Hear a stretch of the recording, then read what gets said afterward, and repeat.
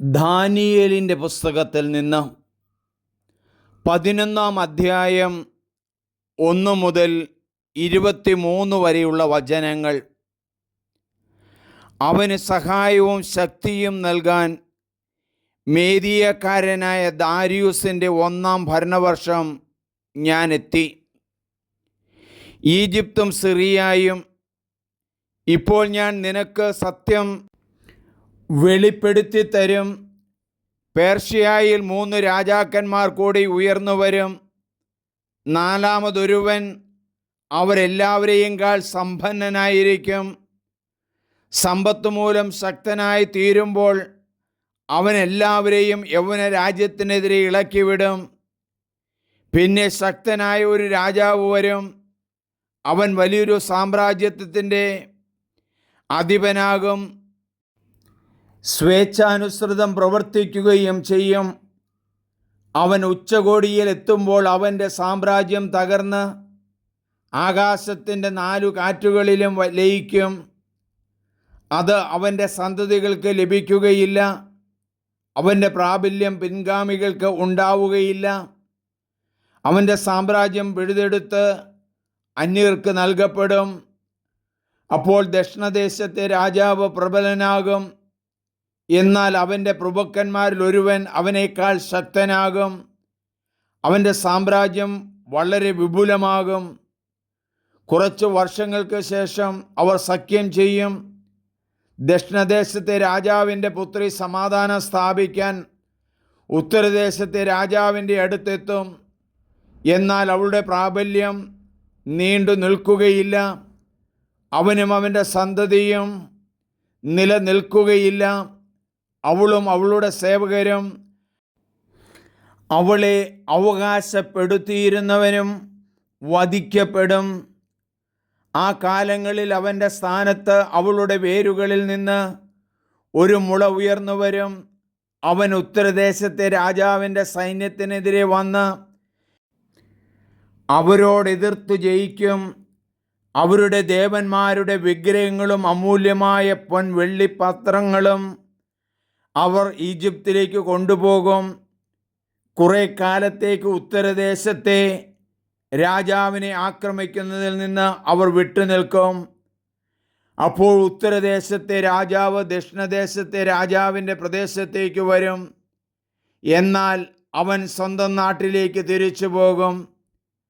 അവൻ്റെ പുത്രന്മാർ യുദ്ധം ചെയ്യുകയും ഒരു മഹാസൈന്യത്തെ ശേഖരിക്കുകയും ചെയ്യും.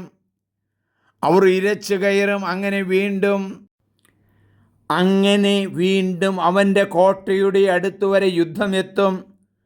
അപ്പോൾ ദക്ഷിണദേശത്തെ രാജാവ് കോപം പൂണ്ട് പുറപ്പെട്ട് വലിയ സൈന്യസന്നാഹമുള്ള ഉത്തരദേശത്തെ രാജാവുമായി ഏറ്റുമുട്ടും. ആ സൈന്യം അവൻ്റെ കയ്യിൽ ഏൽപ്പിക്കപ്പെടും. ആ വ്യൂഹം പിടിക്കപ്പെടുമ്പോൾ അവൻ അഹങ്കരിക്കുകയും 10,000-കണക്കിന് ആളുകളെ വീഴ്ത്തുകയും ചെയ്യും. പക്ഷേ അവൻ പ്രബലനാവുകയില്ല.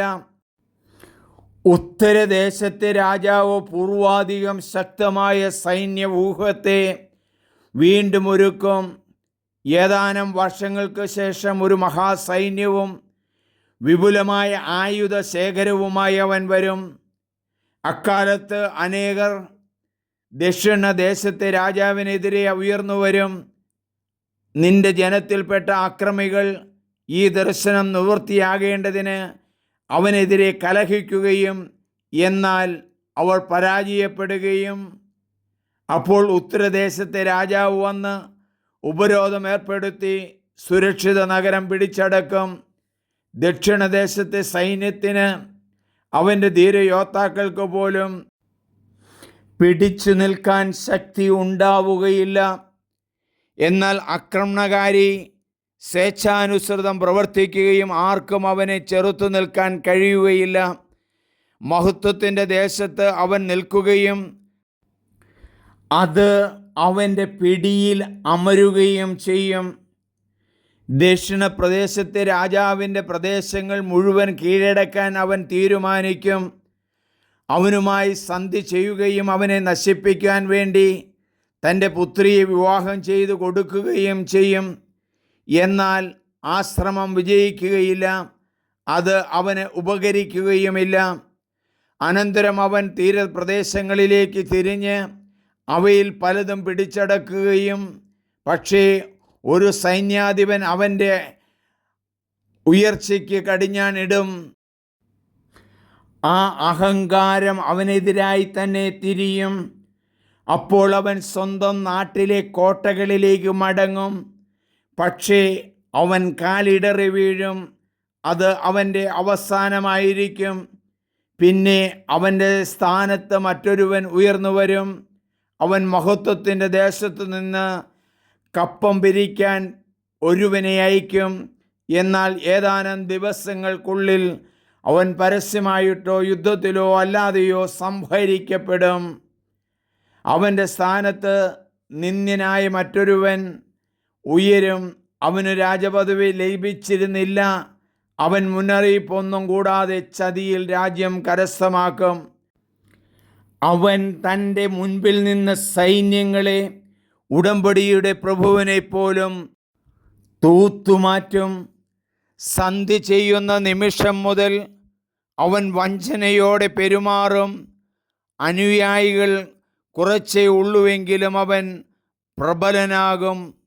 മുന്നറിയിപ്പ് കൂടാതെ ദേശത്തെ ഏറ്റവും സമ്പന്നമായ ഭാഗങ്ങളിലേക്ക് കടന്നുവരും. പിതാമഹന്മാരോ ചെയ്തിട്ടില്ലാത്ത ക്രൂരതകൾ അവൻ ചെയ്യും. അവൻ്റെ അനുചരന്മാർക്ക് അവൻ കൊള്ളവസ്തു പങ്കിട്ട് കൊടുക്കും.